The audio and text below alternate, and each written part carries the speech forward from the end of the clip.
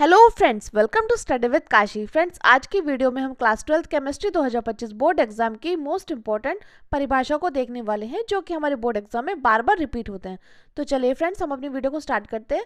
देखिए फ्रेंड्स, आज की वीडियो बहुत ही ज़्यादा इंपॉर्टेंट होने वाली है, क्योंकि आज की वीडियो में हमने सभी महत्वपूर्ण अभिक्रिया परिभाषाओं को लिखा है, जो कि हमारे बोर्ड एग्जाम के लिए बहुत ही ज़्यादा इंपॉर्टेंट है और ये हमेशा पूछी जाती है। तो देखिए फ्रेंड्स, इसमें हमारी पहली परिभाषा है मोलरता, यानी कि मोलरिटी। तो देखिए, मोलरता क्या होती है? किसी विलयन के 1 लीटर में घुले विलय के मोलों की संख्या को उस विलयन की मोलरता कहते हैं। तो देखिए, मोलरता क्या होती है? किसी विलयन के 1 लीटर में घुले विलय के मोलों की संख्या को क्या बोलेंगे? उस विलयन की मोलरता कहते हैं। और देखिए, इसका सूत्र होता है मोलरता बराबर विलय के मोलों की संख्या बट्टे विलयन का आयतन लीटर में। ये क्या होता है? ये इसका सूत्र होता है। अब देखिए, और फ्रेंड्स, आपके बोर्ड एग्जाम में मोलरता और मोलरता से भर भर के न्यूमेरिकल पूछे जाते हैं। तो देखिए, मोलरता, इसके लिए आपको परिभाषा पता होनी चाहिए और आपको सूत्र पता होना चाहिए। तो मोलरता जिसे कैपिटल एम से प्रदर्शित करते हैं। अब देखिए, विलय के मोलों की संख्या यानी कि एन अपॉन विलयन का आयतन लीटर में, यानी कि N upon V M L. हमने यहाँ पे लीटर लिखा था, हमने एम एल कर दिया, तो इसलिए 1000 से गुणा होंगी। अब देखिए, अब इसको हम ऐसे भी तो लिख सकते हैं, क्योंकि n बराबर क्या होता है? n बराबर होता है W अपॉन m, यानी कि भार अपॉन अणुभार। तो देखिए, इसको हम ऐसे भी तो लिख सकते हैं W upon small m into V millilitre में इंटू 1000। इसको देखिए, हम ऐसे भी तो लिख सकते हैं। अब देखिए, यहाँ W क्या है? W है हमारा विलय का भार। क्या है फ्रेंड्स? विलय का भार। m क्या है? m है हमारा विलय का अणुभार। और v क्या है? v हमारा विलयन का आयतन। v क्या है? v होता है हमारे विलयन का आयतन। और n क्या होता है? n होता है हमारे मोलों की संख्या। क्या होता है फ्रेंड्स? n होता है हमारा मोलों की संख्या। तो फ्रेंड्स, ये हमारी मोस्ट इंपॉर्टेंट परिभाषा है। अब देखिए फ्रेंड्स, हमारी अगली मोस्ट इंपॉर्टेंट परिभाषा कौन सी है? ये हमारी मोललता। फ्रेंड्स, मोस्ट इंपॉर्टेंट परिभाषा है मोललता। तो देखिए, मोललता क्या बोलते हैं? 1 किलोग्राम विलायक में घुले विलय के मोलों की संख्या को विलयन की मोललता कहते हैं। इसे स्मॉल एम से प्रदर्शित करते हैं। अब देखिए, मोलरता को क्या कर रहे थे? मोलरता को हम कैपिटल एम से प्रदर्शित कर रहे थे, लेकिन मोलरता को हम स्मॉल एम से प्रदर्शित करेंगे। तो देखिए, मोलरता क्या है? 1 किलोग्राम विलायक में घुले विलय के मोलों की संख्या को विलयन की मोलरता कहते हैं। इसे एम से प्रदर्शित करते हैं, यानी कि स्मॉल एम बराबर विलय की मोलों की संख्या अपॉन विलायक का किलोग्राम में द्रव्यमान। तो देखिए, एम बराबर small N upon W gram में इंटू 1000। क्या हो जाएगा? Small M is equal to N upon W gram में इंटू 1000, क्योंकि यहाँ पे लिखा है ना विलायक का किलोग्राम में द्रव्यमान। तो देखिए, जब किलोग्राम में लिखा है तो हमने यहाँ पे क्या किया? हमने यहाँ पे डब्लू को ग्राम में चेंज कर दिया, इसलिए हमने यहाँ पे 1000 से गुणा कर दी। तो देखिए, अब यहाँ पे देखिए, हम यहाँ पे n की जगह क्या लिख सकते हैं? W अपॉन m, भार अपॉन अणुभार होता है। तो m बराबर स्मॉल m बराबर W अपॉन M B into W gram में इंटू 1000, जहाँ स्मॉल m क्या है? विलय का भार, एम बी क्या है? विलय का अणुभार है, और कैपिटल W क्या है? विलायक का द्रव्यमान है। तो देखिए फ्रेंड्स, अब हमारी अगली मोस्ट इंपोर्टेंट परिभाषा है मोल प्रभार, जिसे हम मोल अंश भी कह देते हैं। तो देखिए, ये क्या कहती है? मोल प्रभार या मोल अंश विलय या विलायक के मोलों की संख्या तथा उस विलयन के कुल मोलों की संख्या को के अनुपात को मोल प्रभार या मोल अंश कहते हैं। इसे x से प्रदर्शित करते हैं। तो देखिए, मोल प्रभार या मोल अंश क्या होता है? कि विलय या विलायक के मोलों की संख्या तथा उस विलयन के कुल मोलों की संख्या के अनुपात को मोल प्रभार या मोल अंश कहते हैं। इसे x से प्रदर्शित करते हैं।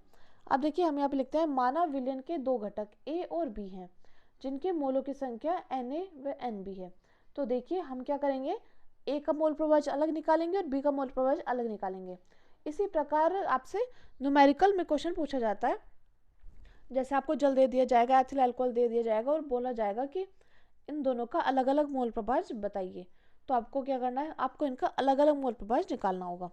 तो देखिए, ए का मोल प्रभार यानी कि एक्स ए बराबर Na upon Na plus Nb, यानी कि Nb क्या आ जाएगा? Nb आ जाएगा बी। और इसी प्रकार देखिए, बी का मोल प्रभार कैसे निकालेंगे? X B is equal to Nb upon Na plus Nb। तो देखिए, अब देखिए, हमारी अगली परिभाषा है क्वथनांक में उन्नयन। फ्रेंड्स, ये भी मोस्ट इंपॉर्टेंट परिभाषा है और बार बार हमारी बोर्ड एग्जाम में रिपीट होती है। तो देखिए, क्वथनांक में उन्नयन। तो किसी विलायक में अवाष्पशील वैद्युत अपघट्य मिलाने पर उसके क्वथनांक में जो वृद्धि होती है उसे क्वथनांक में उन्नयन कहते हैं। फिर से देख लीजिए, किसी विलायक में अवाष्पशील वैद्युत अपघट्य मिलाने पर उसके क्वथनांक में जो वृद्धि होती है उसे क्वथनांक में उन्नयन कहते हैं।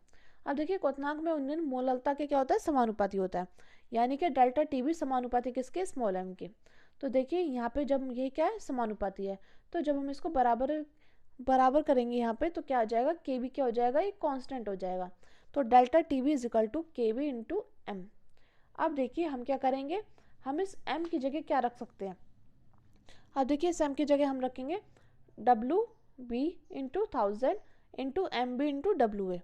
तो देखिए delta T B is equal to M की जगह क्या रख दिया हमने, के बी तो हमारा ऐसा कैसी, एम की जगह हमने रख दिया W B into 1000 upon M B into W A, जहाँ के बी क्या है, के बी हमारा मोलर उन्नयन स्थिरांक है, और डेल्टा टी बी क्या होता है, डेल्टा टी बी हमारा क्वथनांक में उन्नयन है, और डब्ल्यू बी क्या होता है, डब्ल्यू बी हमारा विलय का भार होता है, और एम बी क्या होता है, एम बी हमारा विलय का अनुभार होता है, और डब्ल्यू ए क्या होता है, डब्ल्यू ए हमारा विलायक का भार होता है। अब देखिए फ्रेंड्स, हमारा अगला क्वेश्चन है, अगली परिभाषा है हमारी हिमांक में अवनमन। तो देखिए हिमांक में अवनमन, तो किसी विलयन में अवाष्पशील विलय मिलाने पर उसके हिमांक में कमी हो जाती है, इसे हिमांक में अवनमन कहते हैं। इसे डेल्टा टी एफ से प्रदर्शित करते हैं। तो देखिए हिमांक में अवनमन क्या था, किसी विलयन में अवाष्पशील विलय मिलाने पर उसके हिमांक में कमी आ जाती है, उसे हिमांक में अवनमन कहते हैं। इसे डेल्टा टी एफ से प्रदर्शित करते हैं। अब देखिए हिमांक में अवनमन उसकी मोललता के क्या होता है, समानुपाती होता है, यानी कि डेल्टा टी एफ समानुपाती किसके, स्मॉल एम के, यानी कि delta T F is equal to K F into M. अब देखिए एम की जगह हम क्या रख सकते हैं, एम की जगह रख सकते हैं W B into 1000 upon M B into W A. अब देखिए delta T F is equal to K F into, अब ये सारा हमने क्या रखा, W B into 1000 upon M B into W A, ये हमने m के बराबर है तो इसलिए हमने इसको यहाँ पे रखा। के एफ क्या है, के एफ हमारा यहाँ पे हिमांक अवनमन स्थिरांक है, और डेल्टा टी एफ क्या है, हिमांक में अवनमन है, और डब्ल्यू बी क्या है, डब्ल्यू बी हमारा विलय का भार है, एम बी हमारा विलय का अनुभार है, और डब्ल्यू ए क्या है, हमारा विलायक का भार है। अब देखिए फ्रेंड्स, हमारा अगला क्वेश्चन है, अगली परिभाषा है हमारी प्रतिपरासरण। देखिए फ्रेंड्स, मोस्ट इंपॉर्टेंट परिभाषा है, बार बार हमारी बोर्ड एग्जाम में रिपीट होती है। तो देखिए प्रतिपरासरण क्या होता है, जब विलयन की सतह पर परासरण दाब से अधिक दाब प्रयुक्त किया जाता है तो जल के अणु अधिक सांद्रता वाले विलयन से कम सांद्रता वाले विलयन की ओर जाते हैं, इसे प्रतिपरासरण कहते हैं। फिर से देख लीजिए, जब विलयन की सतह पर परासरण दाब से अधिक दाब प्रयुक्त किया जाता है तो जल के अणु अधिक सांद्रता वाले विलयन से कम सांद्रता वाले विलयन की ओर जाते हैं, इसे प्रतिपरासरण कहते हैं। इसका उपयोग इस विधि द्वारा समुद्र जल से आसुत जल बनाया जाता है। अगला देखिए, अगला हमारा संक्रमण तत्व यानी कि डी ब्लॉक के तत्व। तो देखिए ये क्या कहते हैं, वे तत्व जिनके इलेक्ट्रॉनिक विन्यास में आंशिक भरे डी कक्षक होते हैं उन्हें संक्रमण तत्व कहते हैं। इन सभी तत्वों को आवर्त सारणी में डी ब्लॉक में रखा जाता है। तो देखिए संक्रमण तत्व क्या होता है, वे तत्व जिनके इलेक्ट्रॉनिक विन्यास में आंशिक भरे डी कक्षक होते हैं उन्हें संक्रमण तत्व कहते हैं। इन सभी तत्वों को आवर्त सारणी में डी ब्लॉक में रखा जाता है। इनका सामान्य इलेक्ट्रॉनिक विन्यास क्या होता है, इनका सामान्य इलेक्ट्रॉनिक विन्यास होता है n-1 d 1 to 10 और NS 1 to 2, यह इनका सामान्य इलेक्ट्रॉनिक विन्यास होता है। अब देखिए बात आती है F ब्लॉक के तत्व यानी कि आंतरिक संक्रमण तत्व की। तो देखिए वो क्या होते हैं, वे तत्व जिनमें विभेदी इलेक्ट्रॉन n-2 F उपकक्ष में प्रवेश करते हैं अंतर संक्रमण तत्व कहलाते हैं। फिर से देख लीजिए, वे तत्व जिनमें विभेदी इलेक्ट्रॉन, ये बात ध्यान रखना, वे तत्व जिनमें विभेदी इलेक्ट्रॉन n-2 F उपकक्ष में प्रवेश करते हैं अंतर संक्रमण तत्व कहलाते हैं, अर्थात लैंथेनाइट तथा एक्टिनाइट तत्वों की श्रेणी इसके अंतर्गत आती है। तो ये क्या, इसको आंतरिक संक्रमण तत्व को हम एफ ब्लॉक के तत्व भी बोल देते हैं।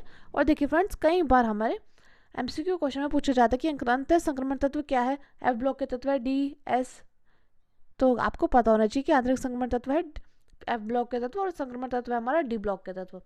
अब देखिए हमारी अगली परिभाषा है अभिक्रिया की कोटि। तो देखिए किसी रासायनिक अभिक्रिया में अभिकारक अणुओं की वह संख्या जो अभिकारक के वेग को प्रवाहित करती है अभिक्रिया की कोटि कहलाती है। फिर से देख लीजिए, अभिक्रिया की कोटि क्या होती है, किसी रासायनिक अभिक्रिया में अभिकारक अणुओं की वह संख्या जो अभिक्रिया के वेग को प्रभावित करती है अभिक्रिया की कोटि कहलाती है। अब देखिए उदाहरण है NH4NO2 एरो N2 + 2H2, यह प्रथम कोटि की अभिक्रिया का क्या है, उदाहरण है ये। तो फ्रेंड्स ये थी हमारी मोस्ट इंपॉर्टेंट परिभाषा जो कि हमारे बोर्ड एग्जाम में बार बार रिपीट होती है। और फ्रेंड्स अगर आपने ये कर लिए तो आपके 10 से 15 नंबर पक्के हैं। मैं उम्मीद करती हूँ फ्रेंड्स आपको वीडियो अच्छी लगी होगी। अगर आपको वीडियो अच्छी लगी तो प्लीज़ हमारे चैनल को सब्सक्राइब कीजिएगा और वीडियो को लाइक शेयर कमेंट जरूर कीजिएगा और एक प्यारा सा कमेंट जरूर कीजिएगा, क्योंकि आपका कमेंट मेरे लिए मोटिवेशन काम करता है। तो चलिए फ्रेंड्स आज की वीडियो में बस इतना ही। Thank you, thanks for watching.